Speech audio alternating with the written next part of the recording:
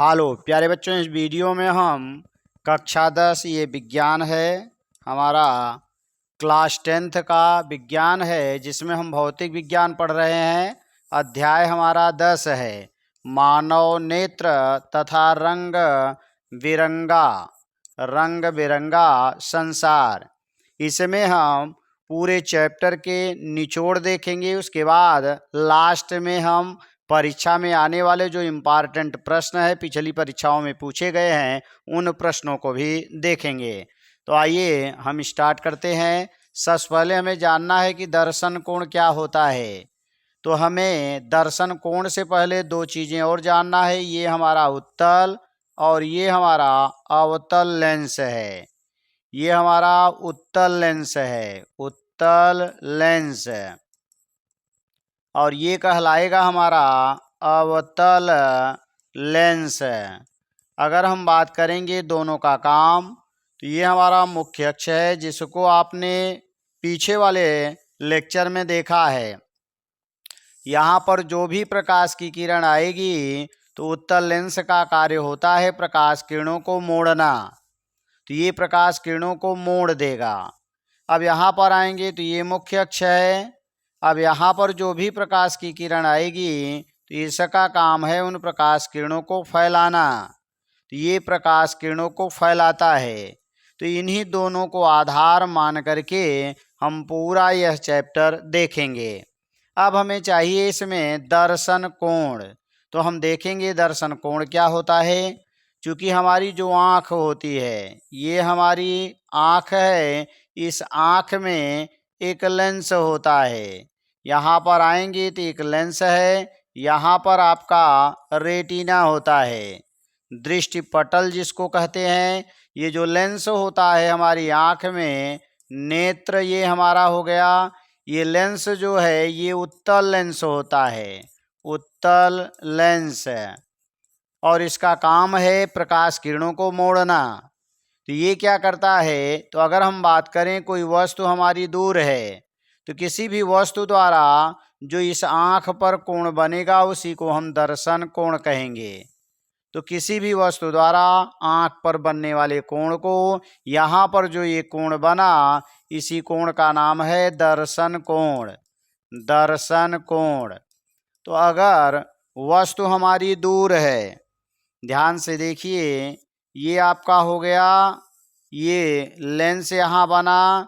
अगर वस्तु हमारी दूर है तो देखेंगे ये कोण बनेगा। जब यही वस्तु और नज़दीक आएगी, इतनी ही लंबाई की वस्तु होगी, तो दर्शन कोण का मान बढ़ जाएगा। पहले दर्शन कोण केवल इतना ही था, बाद में ऊपर और नीचे दोनों बढ़ गया। इसका मतलब है कि अगर दर्शन कोण बड़ा हो जाएगा तो वस्तु हमें बड़ी दिखाई देगी। यही कारण होता है वस्तु जब दूर होती है तो छोटी, और वही वस्तु जब नज़दीक आ जाती है तो आपको बड़ी दिखाई देती है, क्योंकि दर्शन कोण बड़ा हो जाता है, इसलिए वस्तु बड़ी दिखाई देती है। तो दर्शन कोण की परिभाषा क्या मिली कि किसी भी वस्तु द्वारा आँख पर बनने वाले कोण को दर्शन कोण कहते हैं। अब आगे आ जाएंगे, नेक्स्ट हम देखेंगे नेत्र लेंस की समंजन क्षमता। यानी हमारा जो नेत्र लेंस आपने पाया जो उत्तक का बना होता है, और यह आपकी आँख में उत्तल लेंस होता है, और इसकी समंजन क्षमता क्या होती है। तो ये हमारा नेत्र हो गया। अब यहाँ पर आ जाएंगे तो यहाँ पर एक उत्तल लेंस है, और यहाँ पर आपने पाया ये रेटिना होता है। अब यहाँ पर आ जाएंगे तो जब हम वस्तु को दूर, अगर वस्तु होती है तो दूर की वस्तु को देखने के लिए हमारा जो नेत्र लेंस होता है उसी तरह से सामान्य अवस्था में बना रहता है, लेकिन बाद में ये जाकर के इसका प्रतिबिंब रेटिना पर बनता है। लेकिन यही वस्तु जब नज़दीक आ जाती है तो बड़ी दिखाई देने लगेगी, और बड़ी दिखाई देने लगेगी तो प्रकाश हमारा कुछ ऊपर और कुछ नीचे से आएगा। अब ये प्रकाश हमारा क्या होगा, रेटिना पर न मिल करके बाहर मिलेगा, और अगर बाहर मिलेगा तो हमें वस्तु स्पष्ट दिखाई नहीं देगी। तो इसके लिए हम करते क्या हैं, इस नेत्र लेंस को मोटा कर देते हैं, ऊपर से मांसपेशियों द्वारा और नीचे से मांसपेशियों द्वारा दबाव डालते हैं। दबाव डालेंगे। चूंकि ये उत्तक का बना होता है तो जब हम ऊपर से नीचे से इस लेंस को दबाएंगे तो दबने पर ये क्या होगा, थोड़ा सा मोटा हो जाएगा। और नेत्र लेंस अगर मोटा हो गया इसका मतलब है कि ये और ज़्यादा प्रकाश किरणों को मोड़ेगा। तो जब और ज़्यादा मोड़ेगा तो हमारी प्रकाश की किरणें जाकर के रेटिना पर मिल जाएंगी। तो जो मांसपेशियों द्वारा दबाव डाला जाता है तो इसकी फोकस दूरी बदल जाती है। तो नेत्र लेंस पर मांसपेशियों द्वारा दबाव डालकर उसकी फोकस दूरी को बदलने की क्षमता को ही हम नेत्र लेंस की समंजन क्षमता कहते हैं। क्योंकि जब आप दबा देंगे तो ध्यान दीजिए आपका ये लेंस मोटा हो गया, पहले आपका लेंस पतला था तो इसकी जो फोकस दूरी थी वो ज़्यादा मिलेगी, यहाँ तक फोकस दूरी थी। बाद में जब ये मोटा हो गया तो ये गोला हमारा छोटा हो गया, और अगर गोला छोटा हो जाएगा तो इसकी फोकस दूरी कम हो जाएगी। तो हम मांसपेशियों द्वारा दबाव डालकर इस नेत्र लेंस की फोकस दूरी को बदल सकते हैं, और यही जो क्रिया होती है उसी को हम नेत्र लेंस की समंजन क्षमता कहते हैं। तो हमें क्या मिलेगा कि हम मांसपेशियों द्वारा दबाव डालकर नेत्र लेंस की फोकस दूरी को बदलने की क्षमता को नेत्र लेंस की समंजन क्षमता कहते हैं। तो हम लिख सकते हैं मांसपेशियों द्वारा दबाव डालकर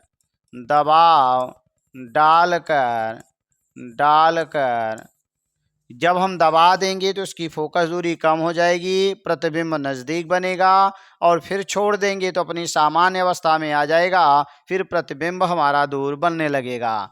दबाव डालकर नेत्र लेंस की फोकस दूरी बदलने की क्षमता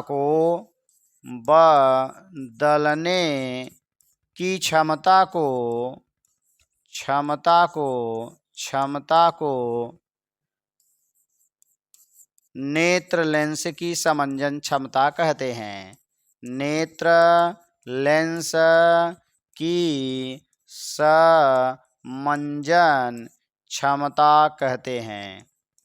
समंजन क्षमता कहते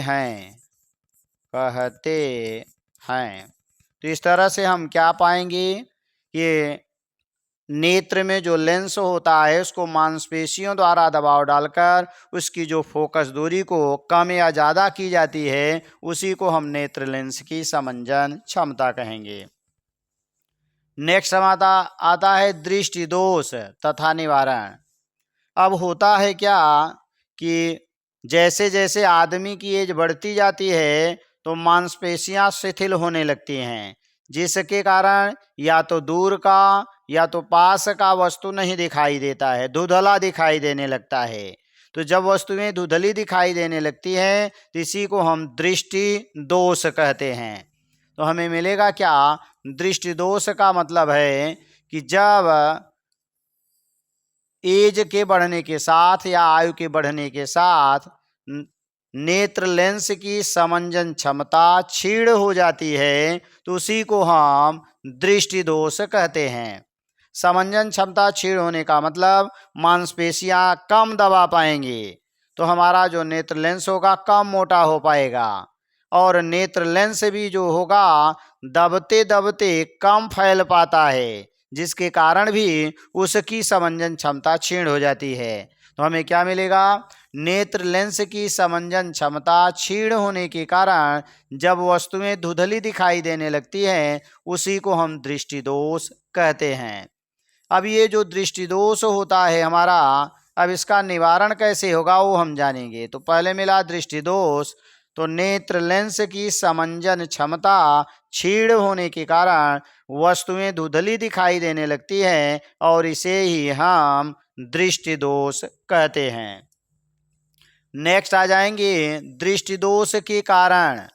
अब कारण क्या है, तो कारण हमने आपको बताया कि जो नेत्र लेंस होगा वह कम फैल पाएगा और कम सिकुड़ पाएगा, तो ये हमारा बन जाएगा दृष्टि दोष के कारण। और दृष्टि दोष के कारण में अब हम आएंगे तो दृष्टि दोष के प्रकार पहले देखेंगे। तो प्रकार में क्या मिलेगा, नंबर 1 है हमारा निकट दृष्टि दोष, जिसको हम मायोपिया कहते हैं।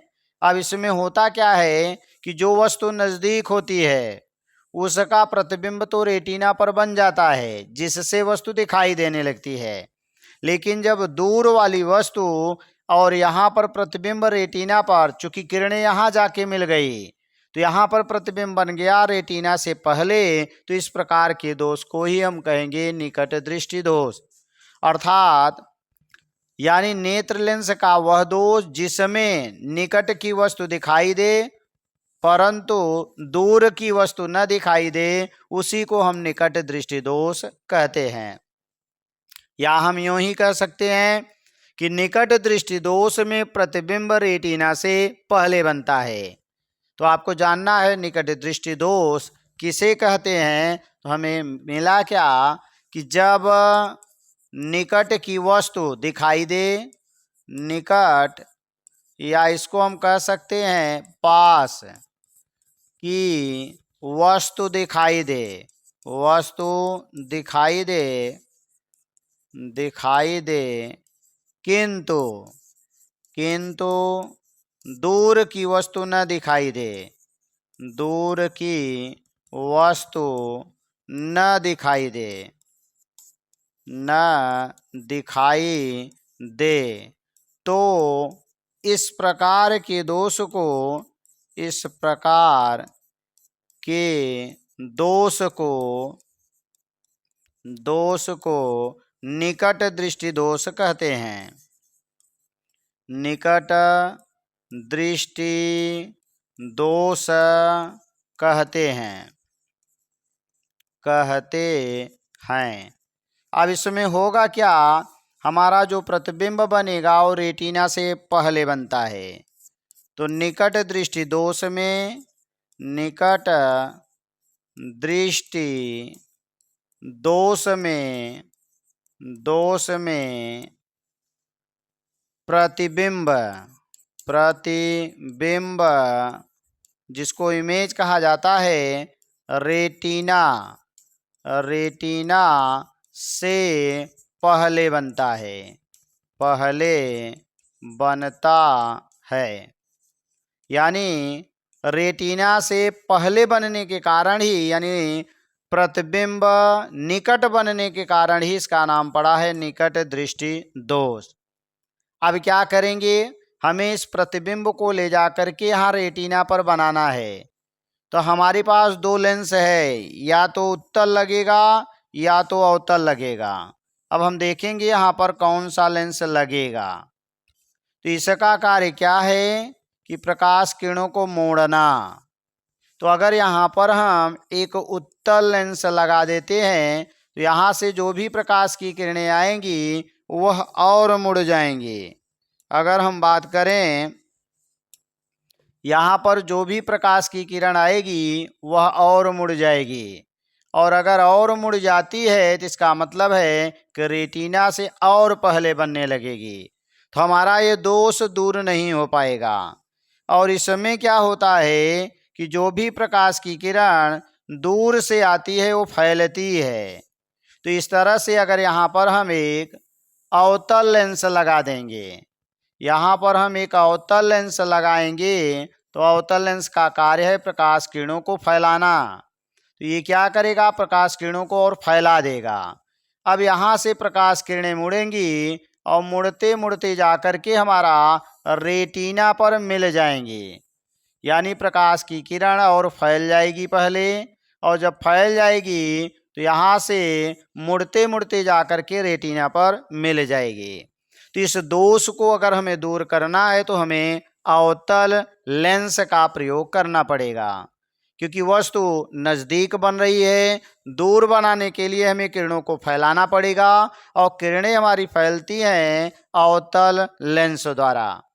अब हमें जानना है, दूर की वस्तु को देखने के लिए हम ऊपर से देखते हैं और नज़दीक की वस्तु को देखने के लिए नीचे से। चूँकि दूर की वस्तु नहीं दिखाई दे रही थी तो यह जो लेंस होगा वह हमारा ऊपर की ओर रहेगा। तो हमारे चश्मे में यह निकट दृष्टि दोष वाले व्यक्ति को जो पावर लगेगी, जो लेंस लगेगा, वह चश्मा में ऊपर लगेगा। तो आगे हम देखेंगे निकट दृष्टि दोष के कारण। तो अब हम जानेंगे कि यह दोष आखिर हुआ क्यों, क्या कारण था। तो ध्यान से अगर हम बात करें तो ये हमारा नेत्र लेंस हो गया और यहाँ पर हमारा लेंस था और यहाँ से प्रकाश की किरण आ रही थी। तो यह जाकर के पहले रेटिना पर मिलती थी। प्रतिबिंब हमारा यहाँ रेटिना पर बनता था और ये हमारा लेंस था। लेकिन अगर यह लेंस खिसक कर और पहले आ जाए, यह हमारा नेत्र लेंस खिसक कर और पहले आ जाए तो क्या करेगा, यहीं से प्रकाश किरणों को मोड़ना शुरू कर देगा। यहीं पर प्रकाश आएगा और यहीं से मुड़ने लगेगा। और जब प्रकाश की किरण पहले से मुड़ने लगेगी तो रेटिना के पहले आकर के मिल जाएगी। तो इसमें निकट दृष्टि दोष का जो कारण है उसमें पहला कारण होता है कि नेत्र लेंस का पहले आ जाना। तो यहाँ पर हमारा या कह सकते हैं इसके बीच की दूरी नेत्र लेंस और रेटिना है। तो नेत्र लेंस और रेटिना के बीच की दूरी बढ़ जाएगी। लेंस पहले आ जाएगा तो ये दूरी हमारी जो होगी, पहले ये दूरी थी और बाद में ये दूरी बढ़ गई। तो जब हमारा नेत्र लेंस और रेटिना के बीच की दूरी बढ़ जाएगी तो उस समय यह दोष उत्पन्न हो जाता है। तो पहला दोष क्या मिला कि नेत्र लेंस तथा रेटिना के बीच की दूरी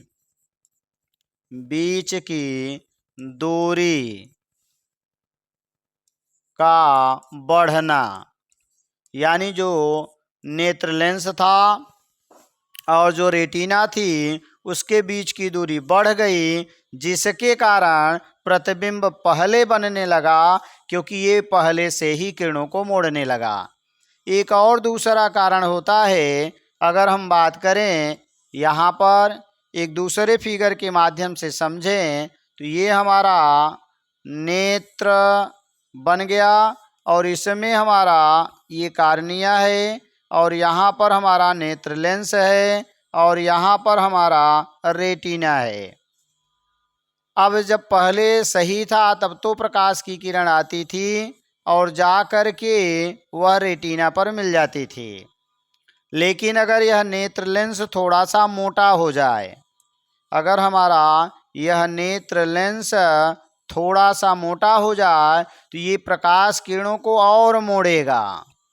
मोटा होने के कारण प्रकाश किरणों को ज़्यादा मोड़ेगा और जब ज़्यादा मोड़ेगा तो प्रकाश की किरणें रेटिना से पहले मिल जाएंगी। फिर हमारा निकट दृष्टि दोष पैदा हो जाएगा। इसका मतलब जो दूसरा कारण बना नेत्र लेंस का मोटा हो जाना, तो ये बन जाएगा नेत्र लेंस का मोटा हो जाना। नेत्र लेंस का मोटा हो जाना। तो आपने क्या पाया कि निकट दृष्टि दोष के दो कारण हैं, या तो लेंस और रेटिना के बीच की दूरी बढ़ जाएगी अथवा नेत्र लेंस अगर हमारा ज़्यादा मोटा हो जाएगा तब भी हमारा निकट दृष्टि दोष उत्पन्न हो जाएगा। तो यही आपका था कि निकट दृष्टि दोष के कारण तो दो कारण मिले। पहला मिला नेत्र लेंस तथा रेटिना के बीच की दूरी का बढ़ना, दूसरा मिल गया नेत्र लेंस का मोटा हो जाना। अब हम आएंगे तो निवारण में हमने पहले बता दिया कि अगर हम इसमें एक उत्तल लेंस का प्रयोग करते हैं तब तो ये क्या करेगा, प्रकाश किरणों को और मोड़ देगा और मोड़ करके रेटिना के पहले बनता था और पहले बनेगा। तो इसमें हम क्या करते हैं, एक अवतल लेंस का प्रयोग करते हैं। अब जो भी प्रकाश की किरणें, चूँकि यहाँ पर दूर से आ रही थी तो प्रकाश की किरणें, ये आने वाली प्रकाश की किरण है। तो ये हमारी मुख्य अक्ष के समांतर प्रकाश की किरण आई थी। और अगर ये जाती यहाँ से, अगर ये लेंस न होता तब तो रेटिना से पहले मिल जाती। तो यहाँ पर आई तो ये क्या हो गई, थोड़ा सा ऊपर थोड़ा सा नीचे, क्योंकि अवतल लेंस में नीचे और ऊपर मोटा होता है और प्रकाश की किरण हमेशा मोटे भाग की ओर मुड़ती है। तो ऊपर मोटा था ऊपर मुड़ गई, नीचे मोटा था नीचे मुड़ गई। अब प्रकाश की किरण यहाँ से जाएगी तो जाते जाते ये रेटिना पर मिल जाएगी। इसका मतलब हमारा प्रतिबिंब रेटिना पर बन जाएगा। तो इस दोष को दूर करने के लिए हम एक उचित अवतल लेंस का उपयोग करते हैं। तो निवारण में क्या लिखेंगे कि निकट दृष्टि दोष का निवारण करने के लिए एक उचित अवतल लेंस का उपयोग किया जाता है। नेक्स्ट हम आ जाएंगे अगला, नंबर 2 हमारा जो दृष्टि दोष है उसका नाम है दूर दृष्टि दोष। इसको या तो दूर दृष्टि दोष कहिए, ये हमारा दूर दृष्टि दोष है, या इसी को दीर्घ दृष्टि दोष कहा जाता है। तो दीर्घ दृष्टि दोष अथवा दूर दृष्टि दोष, जिसको हम हाइपरमेट्रोपिया कहते हैं। अब इसमें क्या मिलेगा कि यहाँ पर प्रतिबिंब दूर बनेगा। दूर का मतलब रेटिना के बाहर, अर्थात इसमें दूर की वस्तु तो दिखाई देती है। ये हमारी वस्तु दूर है, इसलिए प्रकाश की किरणें मुख्य अक्ष के समांतर आ रही हैं और समांतर आने वाली प्रकाश की किरणें जाकर के ये रेटिना पर मिल जाती हैं। अब जब वस्तु नज़दीक हो जाती है तो जो हमारा प्रकाश की किरण है और ऊपर से जाएगी, और जब ऊपर से ज़्यादा जाएगी तो ये मुड़ते मुड़ते जा कर के रेटिना के बाहर हो जाएगी। क्योंकि पीछे हमने बताया वस्तु नज़दीक आती है तो दर्शन कोण बड़ा होता है। दर्शन कोण बड़ा होगा यानी वस्तुएं यानी किरणें हमारी ज़्यादा ऊपर ज़्यादा नीचे आ जाएंगी, और जब ज़्यादा ऊपर ज़्यादा नीचे आएंगी तो मुड़ते मुड़ते ये रेटिना से बाहर चली जाएगी। और यहाँ पर प्रतिबिंब जो बनता है रेटिना के बाहर बनता है, दूर बनता है, इसलिए इसका नाम पड़ा है दीर्घ दृष्टि दोष या दूर दृष्टि दोष। तो यहाँ पर आएंगे तो हमें मिलेगा क्या कि दूर दृष्टि दोष में दूर दृष्टि दोष में दूर दृष्टि दोष में दूर की वस्तु दिखाई देती है।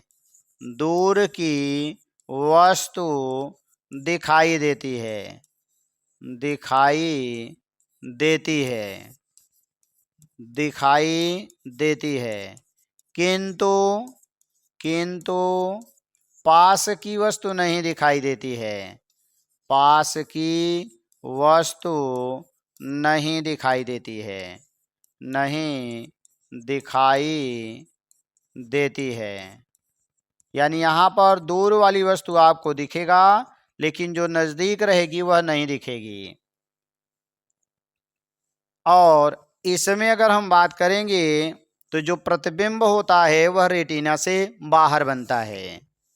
प्रतिबिंब प्रतिबिंब या लिख सकते हैं दूर दृष्टि दोष में प्रतिबिंब रेटिना से बाहर बनता है, रेटिना से बाहर बनता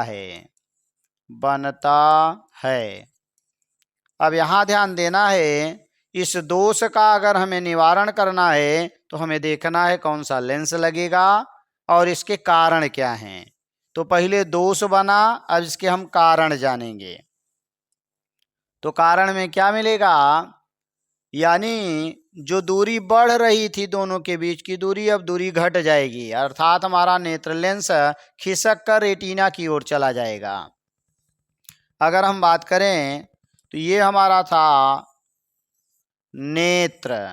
अगर देखें तो ये हमारा नेत्र है, यहाँ पर हमारा उत्तल लेंस है।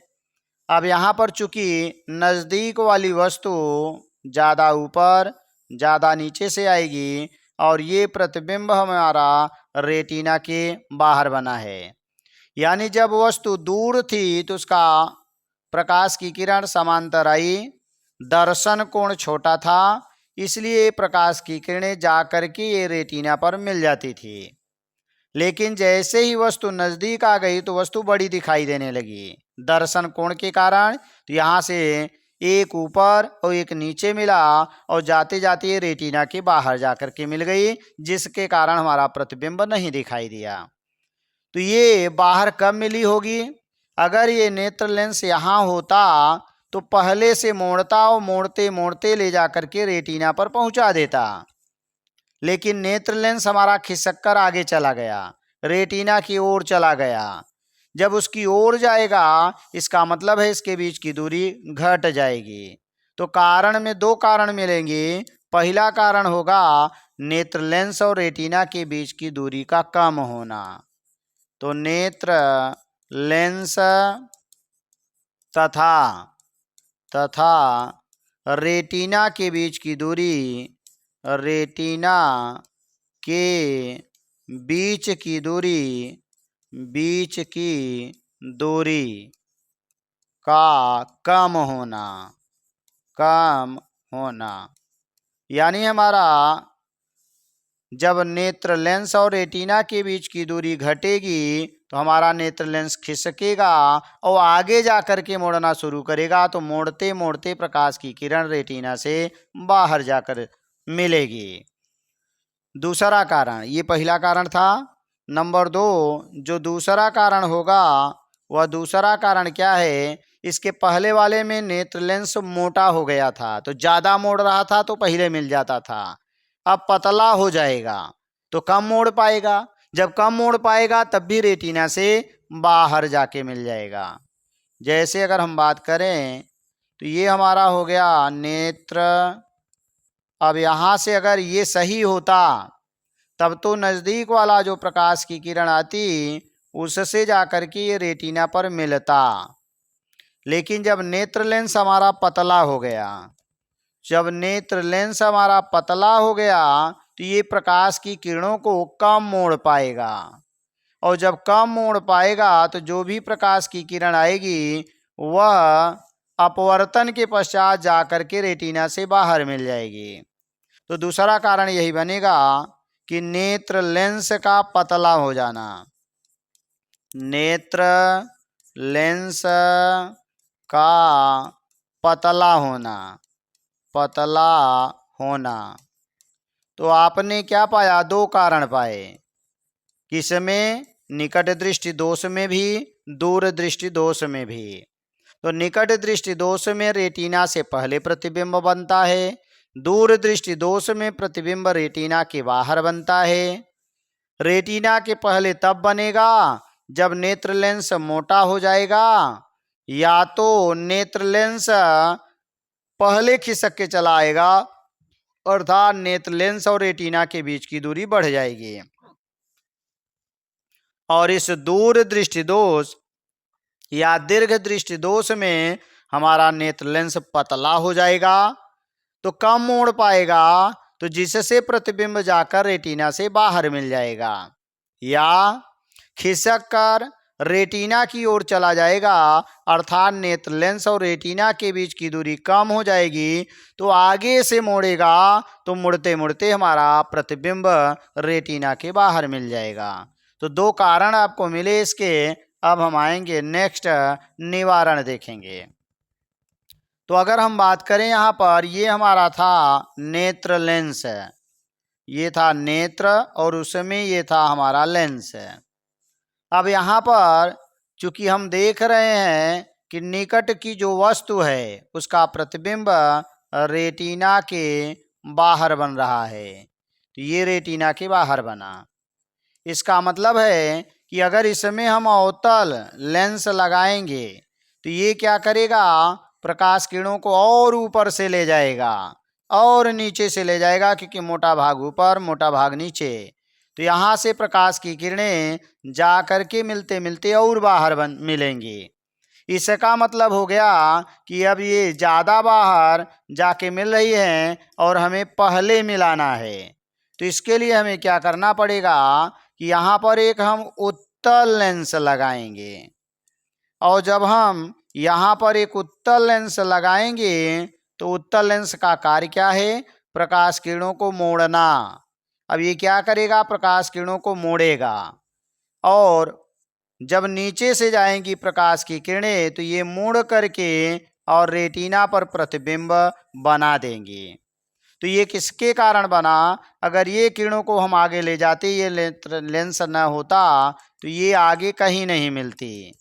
तो हम क्या करते हैं, इनको हम पीछे लेकर आते हैं। तो ये क्या होता है, इसका प्रतिबिंब जो नज़दीक वस्तु थी, जो वस्तु हमारी नज़दीक थी, उसका प्रतिबिंब दूर बनने लगता है। और चूंकि दूर की वस्तु दिखाई दे रही थी, इसलिए यह वस्तु हमें दिखाई देने लगती है। तो निवारण में हमें क्या लिखना है? दूर दृष्टि दोष या दीर्घ दृष्टि दोष में कि इसमें हम एक उत्तल लेंस का प्रयोग करके या उचित फोकस दूरी के उत्तल लेंस का प्रयोग करके दूर दृष्टि दोष को दूर कर सकते हैं। तो ये रहा हमारा निवारण। अब आगे आ जाएंगे तो नेक्स्ट हम देखेंगे क्या मिलेगा। अगला है नंबर 3, यानी तीसरा दृष्टि दोष। मुख्य दो ही थे, ये तीसरा हमारा उसी का है। तो कह रहा है जरा दूर दृष्टिता। आदमी जब धीरे धीरे एज बढ़ती जाती है तो नेत्र लेंस की समंजन क्षमता क्षीण होती है, जिसके कारण वस्तुएं जो दूर होती हैं वो भी नहीं दिखाई देती और पास की वस्तुएं भी नहीं दिखाई देती हैं। तो ऐसा इसलिए होता है क्योंकि निकट बिंदु जो होता है वो 25 सेंटीमीटर है और दूर बिंदु जो है वो अनंत है। तो निकट वाला जो बिंदु होता है वह खिसक करके दूर चला जाता है और दूर वाला खिसक कर पहले चला आता है। तो इसके कारण न तो पास की और न ही दूर की वस्तुएं दिखाई दें। तो इस प्रकार के दोष को हम जरा दूर दृष्टिता कहते हैं। तो क्या लिखेंगे? आदमी की एज बढ़ने के साथ साथ उसके नेत्र लेंस की समंजन क्षमता क्षीण हो जाती है, जिसके कारण जब दूर और पास दोनों वस्तुएं न दिखाई दें तो इस प्रकार के दोष को जरा दूर दृष्टिता कहते हैं। फिर से, आदमी की एज बढ़ने के साथ साथ उसके नेत्र लेंस की समंजन क्षमता क्षीण हो जाती है, जिससे न तो दूर की और न ही पास की वस्तुएं दिखाई देती हैं, अर्थात दोनों वस्तुएं धुंधली हो जाती हैं। तो इस प्रकार के दोष को हम जरा दूर दृष्टिता कहते हैं। अब आगे आएंगे तो जरा दूर दृष्टिता के कारण। तो कारण हमने बताया, जो निकट बिंदु होता है वो दूर चला जाता है। तो निकट बिंदु दूर होने के कारण यह दोष उत्पन्न हो जाता है। फिर कारण के बाद आएंगे तो हमारा निवारण। तो निवारण के लिए क्या करना है? तो आपको चश्मा लगाना है। तो चश्मा में ऊपर से हम क्या करते हैं, दूर की वस्तुओं को देखते हैं। तो ऊपर हम क्या करेंगे, अवतल लेंस लगा देंगे। इस चश्मे में हम ऊपर ले जा करके इस चश्मे में ऊपर ले जा करके अवतल और नीचे हमारा उत्तल लेंस होगा। इसी तरह से दूसरे में भी हमारा क्या होगा, ऊपर की ओर। ऊपर का मतलब कि जब हम लगाएंगे तो ऊपर की ओर हमारा क्या मिलेगा, अवतल मिल जाएगा और नीचे वाले भाग में हमारा उत्तल लेंस लगेगा। तो इसमें द्विफोकस दूरी, जरा दूर दृष्टिता के निवारण के लिए इसमें द्विफोकस दूरी अर्थात ऊपर अवतल तथा नीचे उत्तल लेंस का प्रयोग करके इस दोष को दूर किया जा सकता है। अगला हम आ जाएंगे, नेक्स्ट है हमारा प्रिज्म द्वारा वर्ण विक्षेपण। वर्ण का मतलब होता है रंग और विक्षेपण का मतलब होता है विभाजित करना। विभाजित करना या तो आप कह सकते हैं अलगाना। अलगाना यानी जब हमारा श्वेत प्रकाश, ये श्वेत प्रकाश है, जब हमारा श्वेत प्रकाश किसी प्रिज्म पर गिरता है तो वह अपने अवयवी रंगों में विभक्त हो जाता है।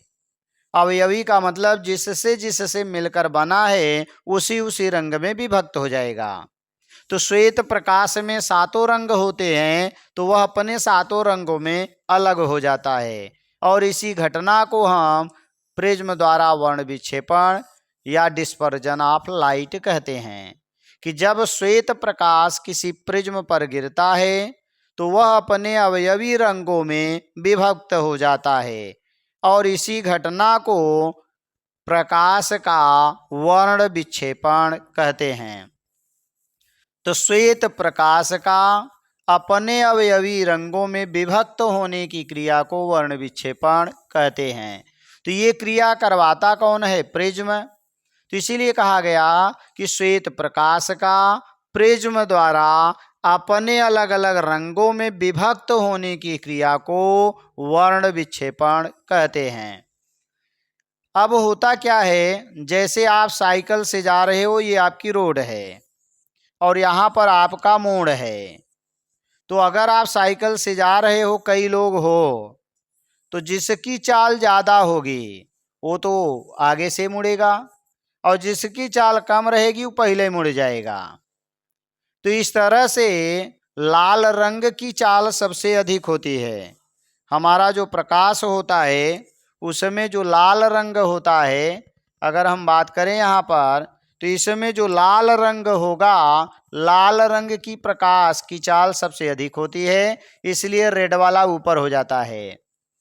और जो बैगनी रंग की प्रकाश की चाल होती है कम होती है, इसलिए वह सबसे नीचे होता है। तो आप जानते रहेंगे नीचे से ऊपर की ओर जो जाता है वह होता है विबग्योर, VIBGYOR,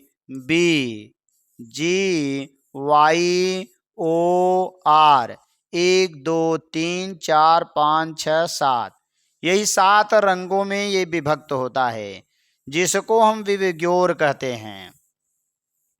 इसमें V का मतलब वायलेट और वायलेट का मतलब बैगनी। दूसरा इंडिगो, इंडिगो का मतलब आसमानी, आसमानी। और तीसरा है ब्लू, ब्लू का मतलब नीला। फिर आगे आएंगे ग्रीन, ग्रीन का मतलब हरा। वाई का मतलब येलो, येलो का मतलब पीला। और ओ का मतलब ऑरेंज, ऑरेंज का मतलब नारंगी, नारंगी। और आर का मतलब रेड, रेड का मतलब लाल। यही प्रकाश हमारा होता है जो विबग्योर के रूप में विभक्त होता है। तो यहाँ पर आपको मिला श्वेत प्रकाश। श्वेत प्रकाश का मतलब सातों रंगों का मिश्रण, अर्थात सूर्य का प्रकाश, बल्ब का प्रकाश, जो बल्ब 10 रुपए वाला जलता है, LED बल्ब जो सफ़ेद वाला जलता है नहीं है। तो इस में जो हमारा बैगनी रंग होगा सबसे नीचे होगा। दूसरे नंबर पर हमारा आता है इंडिगो, आसमानी रंग। तीसरा नंबर हमारा होता है नीला, ये नीले का है। उसके बाद आता है हमारा हरा। फिर आगे आएंगे तो हमारा मिलता है पीला। फिर आता है हमारा नारंगी, और लास्ट में हमारा आता है लाल। तो चूंकि वायलट की जो पट्टी होती है बहुत पतली होती है, इंडिगो की पट्टी बहुत पतली होती है, तो सबसे ज़्यादा प्रभावी नीचे नीला वाला होता है, और सबसे ज़्यादा प्रभावी ऊपर रेड वाला होता है। तो इस तरह से अगर हम देखेंगे 3 ऊपर और 3 नीचे छोड़ दिया जाए तो यहाँ पर हमें मिलेंगे बीच में ग्रीन, लेकिन जो मध्यवर्ती किरण होती है वह येलो वाले को माना जाता है। अगर आपसे मध्यवर्ती किरण पूछे, मध्यवर्ती किरण, तो मध्यवर्ती किरण का जो रंग होगा वो पीला वाला होता है, पीला। क्योंकि नीचे वाली पट्टी पतली पतली होती है, ऊपर वाली पट्टी चौड़ी होती है, इसलिए पीला वाला बीच में आ जाता है। लेकिन जब नाम दे के पूछे, इसमें से कोई 3 नाम दे दे, तब जो बीच में आएगा वह आपका मध्यवर्ती प्रकाश की पट्टी कहलाएगी, और उसको हम याद रखेंगे विबग्योर से। VIBGYOR, तो ये बनता है बयानी। उसके बाद है पीनाला, तो ये बनता है बयानी है पीनाला, बयानी है पीनाला। बै से बैगनी, बै से बैगनी, आ से आसमानी, आ से आसमानी, आ से आसमानी, नी से नीला, नी से नीला, ह से हरा, ह से हरा, पी से पीला, पी से पीला, ना से नारंगी, ना से नारंगी, और ला से लाल। तो ये हमारा हिंदी में है बयानी है पीनाला, और इंग्लिश में होता है विविग्योर, violet, indigo, blue, green, yellow, orange, red. और नीचे से ऊपर की ओर ये पट्टियां गई हैं। अगर हम बात करें तो यहाँ पर जो आपतित प्रकाश की किरण ये है, और ये निर्गत प्रकाश की किरण है। और आपतित प्रकाश की किरण को अगर आगे बढ़ाया जाए तो जो आर वाला कोण है सबसे ऊपर आ रहा है, इसीलिए ये कोण सबसे छोटा होता है। और बैगनी वाले का जो कोण होता है यहाँ से यहाँ तक है, इसलिए बैगनी वाले कोण का मान सबसे अधिक होता है। ये है हमारा बैगनी का कोण, और ये रहा हमारा रेड वाले का कोण। तो हम देखते हैं सबसे ज़्यादा विचलन बैगनी का होता है, और सबसे कम विचलन रेड वाले का होता है। सबसे ज़्यादा वेग रेड वाले का है, क्योंकि हमने कहा प्रिज्म माने एक मोड़ है, और प्रिज्म यानी वर्ण विक्षेपण का अगर कारण पूछता है तो आपको कारण यही बताना है, चूंकि प्रकाश का कांच में अलग अलग रंग की चाल अलग अलग होती है, और इसी के कारण इसमें वर्ण विक्षेपण होता है। प्रकाश का अलग अलग रंग का कांच में चाल अलग अलग होती है, और इसलिए वर्ण विक्षेपण होता है। और हमने कहा आप सड़क पर जाते हैं, जब आप कहीं मोड़ पर पहुंचते हैं तो जिसका वेग ज़्यादा होता है वो आगे से मुड़ेगा, और जिसका वेग कम रहेगा वो पहले मुड़ जाएगा। तो सबसे ज़्यादा वेग ऊपर वाले का, लाल वाले का, और सबसे कम वेग आपका वायलेट यानी बैगनी का होता है। अब आगे आएंगे तो सबसे ज़्यादा अपवर्तनांक वायलेट वाले का है। जिसका वेग ज़्यादा रहेगा उसका अपवर्तनांक कम, और जिसका वेग कम रहेगा उसका अपवर्तनांक ज़्यादा होगा। आइए इसको हम यहाँ थोड़ा सा समझते हैं। यहाँ एक चीज़ और जान लीजिए, ये जो कोण बना है ये कोण हमारा कहलाता है डिस्पर्सन ऑफ लाइट में, यानी विचलन कोण। इसको हम कहते हैं विचलन कोण, और इसको डेल्टा से लिखा जाता है। तो ये हमारा डेल्टा होता है, इसको विचलन कोण कहा जाता है। तो आपतित किरण को आगे ले जाने, और ये निर्गत किरण है, ये आपतित किरण है। अगर हम बात करें यहाँ पर,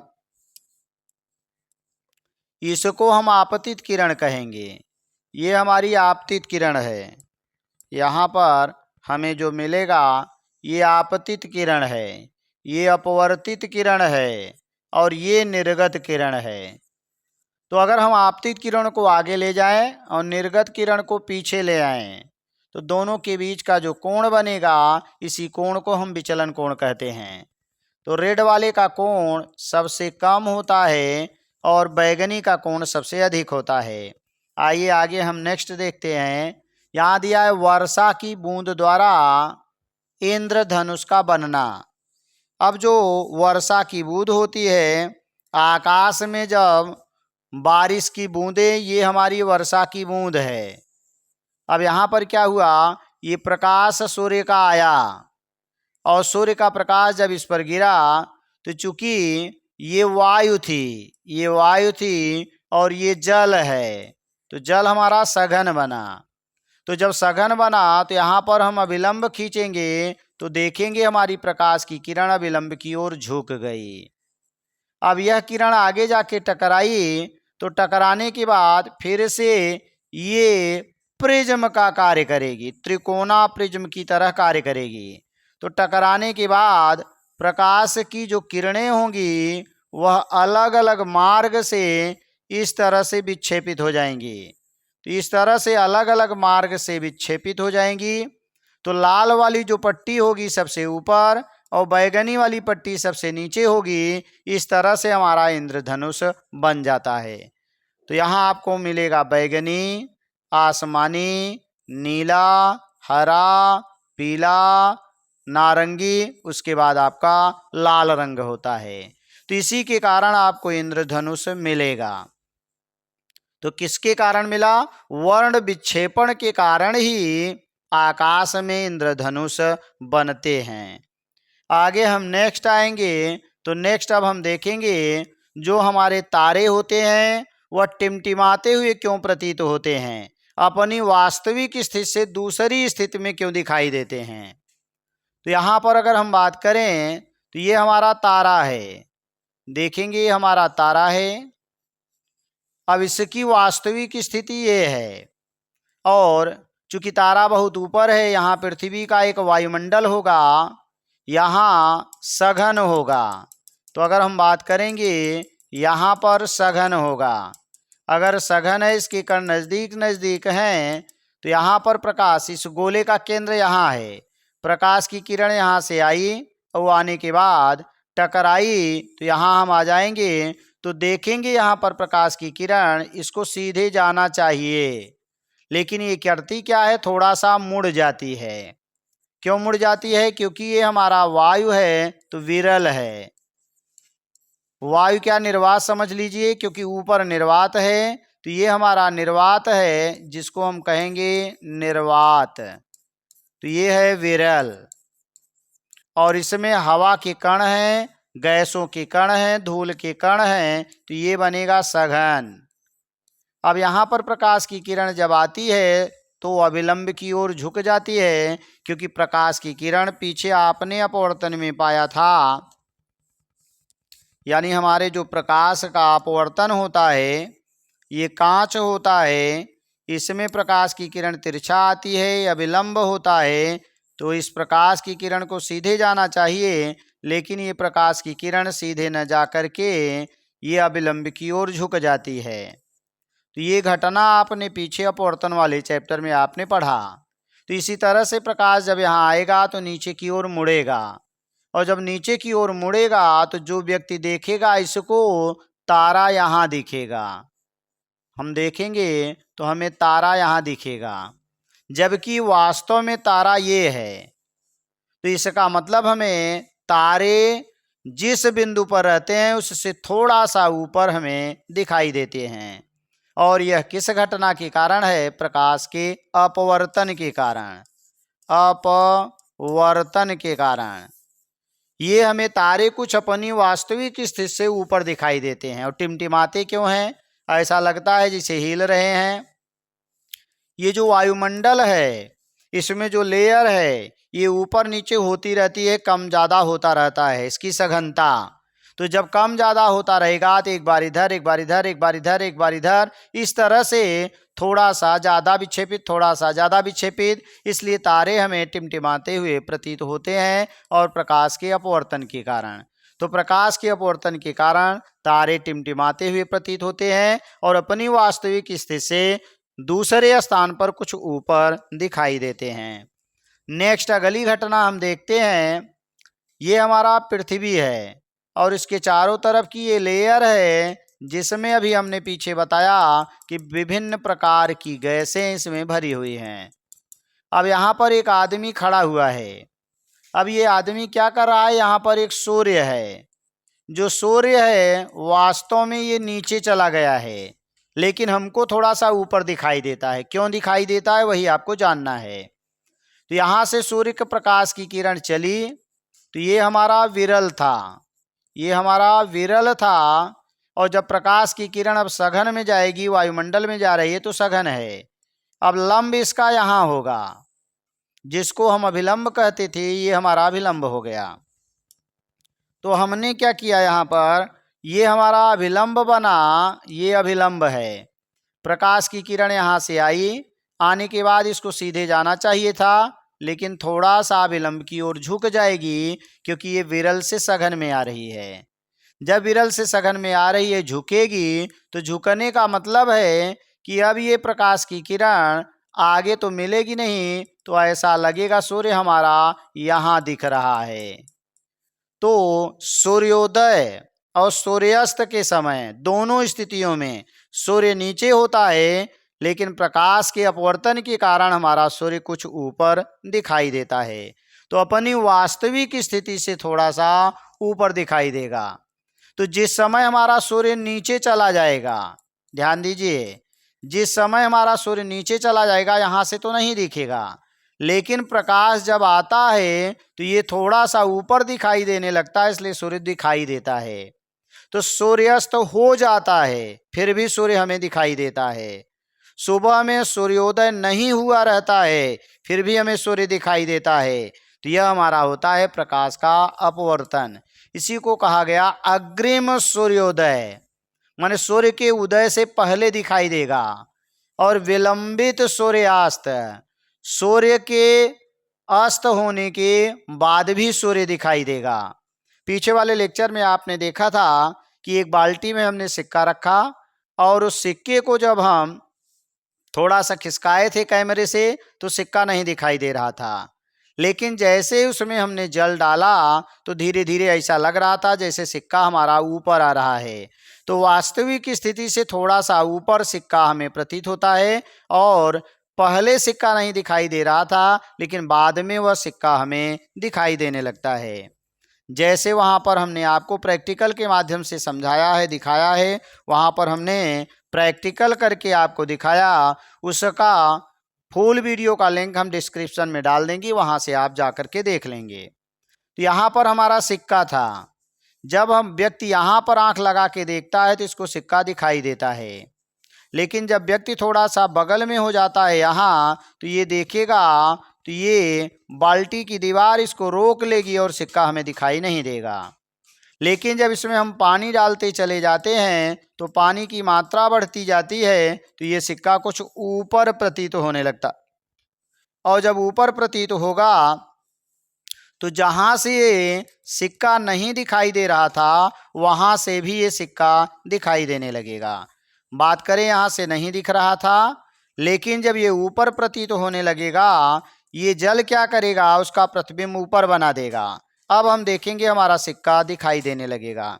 तो हम क्या करेंगे, बाल्टी में पानी रख के उसमें किसी सिक्के को या कोई एक बड़ा सा बर्तन ले लेंगे, सिक्का रख देंगे और देखेंगे दिखाई देगा। धीरे धीरे धीरे धीरे हम अपनी आँख को दूर ले जाएंगे। जब सिक्का न दिखाई दे तो अपने मित्र से कहेंगे कि उसमें पानी भरे, और पानी भरने के बाद हमारी आँख वहीं रहेगी तो देखेंगे हमें सिक्का दिखाई देने लगेगा। तो ये रहा हमारा सूर्योदय के पहले यानी अग्रिम सूर्योदय, और सूर्यास्त के बाद अर्थात विलंबित सूर्यास्त जो हमें दिखता है, उसका कारण यही था। अब हम जानेंगे किस रंग के प्रकाश का विचलन कोण सबसे ज़्यादा, किसका कम, किसका वेग ज़्यादा, किसका कम, किसकी तरंग दैर्घ्य ज़्यादा, किसकी तरंग दैर्घ्य कम, इन सब के बारे में जानेंगे। और इसमें से एक प्रश्न आपका आता है। तो सबसे पहले हम बात करेंगे विचलन। तो जो विचलन होता है वह वेग की व्युत्क्रमानुपाती होता है। हमने बताया लाल का वेग सबसे ज़्यादा था, इसका विचलन कोण सबसे कम है। इसका मतलब हो गया विचलन, विचलन जो होता है वह आपका 1/, वेग के अनुक्रमानुपाती होगा, या तो कहेंगे वेग के व्युत्क्रमानुपाती होता है कि अगर वेग ज़्यादा रहेगा तो विचलन कोण कम होगा, वेग कम रहेगा तो विचलन कोण ज़्यादा रहेगा। तो ये तो हमारा हो गया इस विचलन का इस वेग में संबंध है। दूसरा नंबर, इस तरंग दैर्घ्य में भी यही संबंध होता है। जो विचलन होता है, विचलन ये तरंग दैर्घ्य के व्युत्क्रमानुपाती होती है। तरंग दैर्घ्य, तरंग दैर्घ्य की व्युत्क्रमानुपाती होती है। कि जिसका विचलन कोण ज़्यादा है उसकी तरंग दैर्ध्य कम है, और जिसका विचलन कोण कम है उसकी तरंग दैर्ध्य ज़्यादा है। तो सबसे ज़्यादा विचलन कोण आपको मिलता है बैगनी का। बैगनी का विचलन कोण सबसे ज़्यादा है, इसका मतलब इसकी तरंग दैर्ध्य सबसे कम होगी, यानी बैगनी की जो तरंग दैर्ध्य होगी वह कम होगी। अगर हम बात करें लाल की तरंग दैर्ध्य को लैम्डा लिखा जाता है, अर्थात लैम्डा आर, और दूसरा एक ले लें लैम्डा वायलेट। तो अभी हमने कहा विचलन कोण किसका ज़्यादा है, बैगनी का। इसका मतलब है कि ये ज़्यादा है तो ये कम होगा, यानी बैगनी वाले की जो तरंग दैर्ध्य होगी वो कम होगी। वेग की बात करें तो यहाँ पर हमने पाया वेग, तो वेग हमने एक आर वाले का ले लिया और एक वेग हमने ले लिया बैगनी वाले का।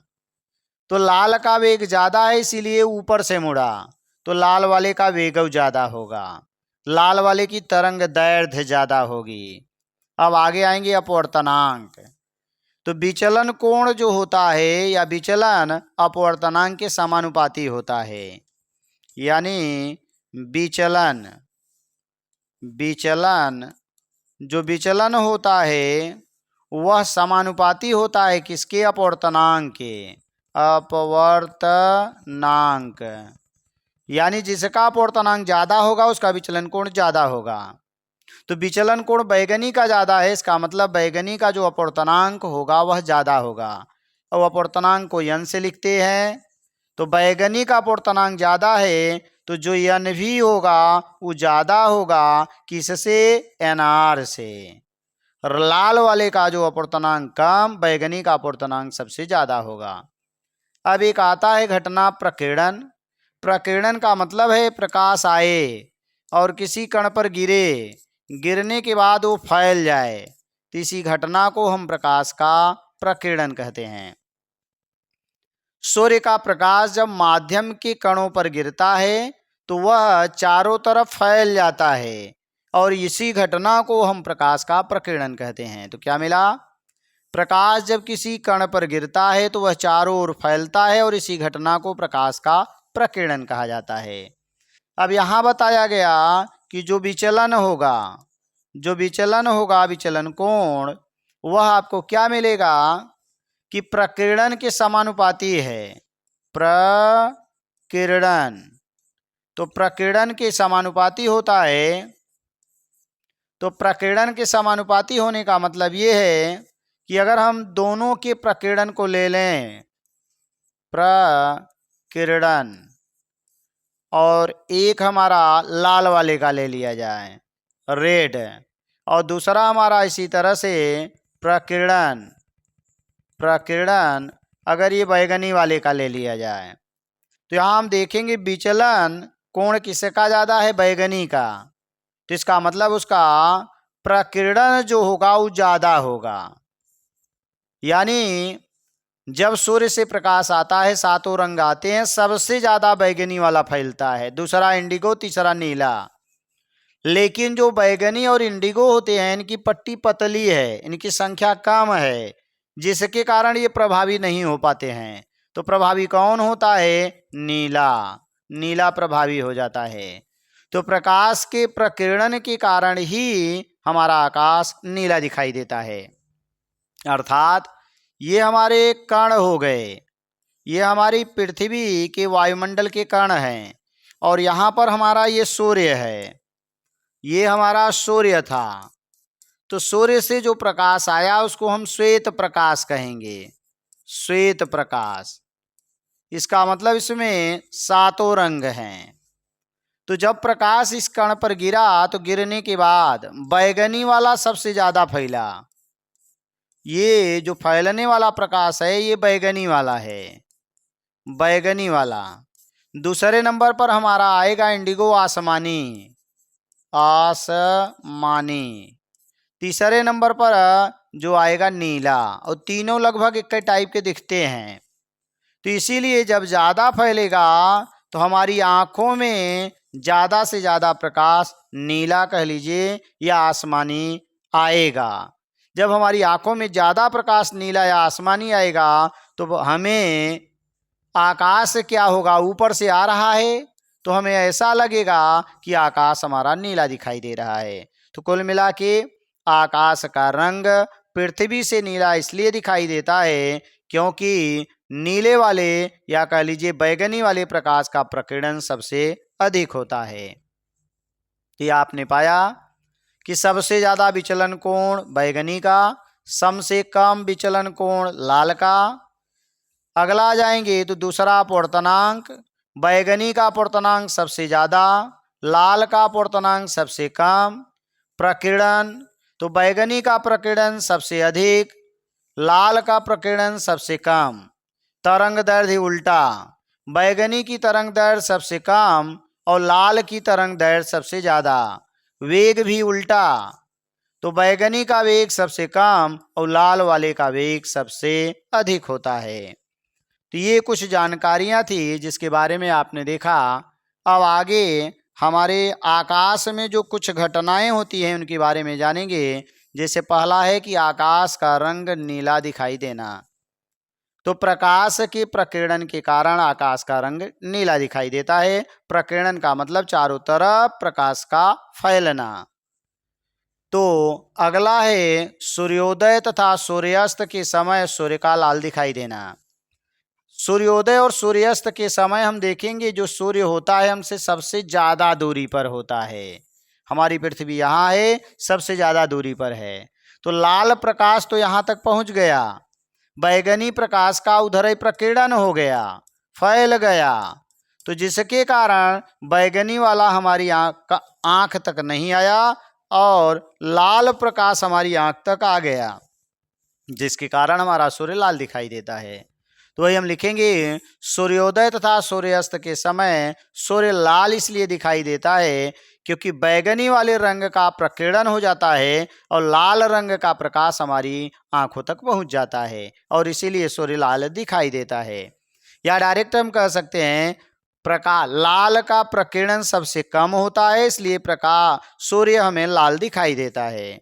अगला आ जाएंगे, गहरे पानी के रंग का नीला दिखाई देना। अगर किसी बर्तन में, बर्तन क्या, समुद्र ले लीजिए, समुद्र में बहुत ज़्यादा गहराई तक पानी है तो जो सूर्य का प्रकाश आता है, सातों रंग आते हैं, तो उसमें से लाल वाला जो होता है वह अंदर चला जाता है क्योंकि लाल का प्रकीर्णन नहीं होगा, वो फैलेगा नहीं, तो लाल हमारा अंदर चला गया। और जो हमारा नीला था या बैगनी था वो जल के कणों के ऊपर गिरता है तो ये फैल जाता है। तो ऊपर कौन आया, आप कह सकते हैं बैगनी या नीला आया, बैगनी या नीला। तो इसलिए ज़्यादा गहरा पानी रहता है तो उसका रंग नीला दिखाई देता है। तो किसके कारण मिला, प्रकाश के प्रकीर्णन के कारण। तो प्रकाश के प्रकीर्णन के कारण ही गहरे पानी का रंग नीला दिखाई देता है क्योंकि लाल प्रकाश पानी में प्रवेश कर जाता है, उसका वेग ज़्यादा है, और नीला प्रकाश प्रकीर्णित हो जाता है, फैल जाता है और वही हमारी आँखों तक पहुँचता है। ये हमारी आँख है और वही प्रकाश हमारी आँखों तक पहुँचेगा क्योंकि नीला वाला वापस आ रहा है, इसलिए पानी नीला दिखाई देगा। अगला है कि सिग्नल लाल रंग का क्यों होता है। यानी जितने खतरे के सिग्नल होते हैं वो लाल रंग के होते हैं क्योंकि लाल प्रकाश फैलता नहीं, ज़्यादा दूर तक जाता है, तो इसलिए जो खतरे का निशान होगा दूर ही से दिखाई देगा और आदमी पहले से सतर्क हो जाएगा कि आगे खतरा है। इसीलिए जितने खतरे के सिग्नल होते हैं सभी लाल रंग के बनाए जाते हैं। इसके बाद हमारा आता है टिंडल प्रभाव।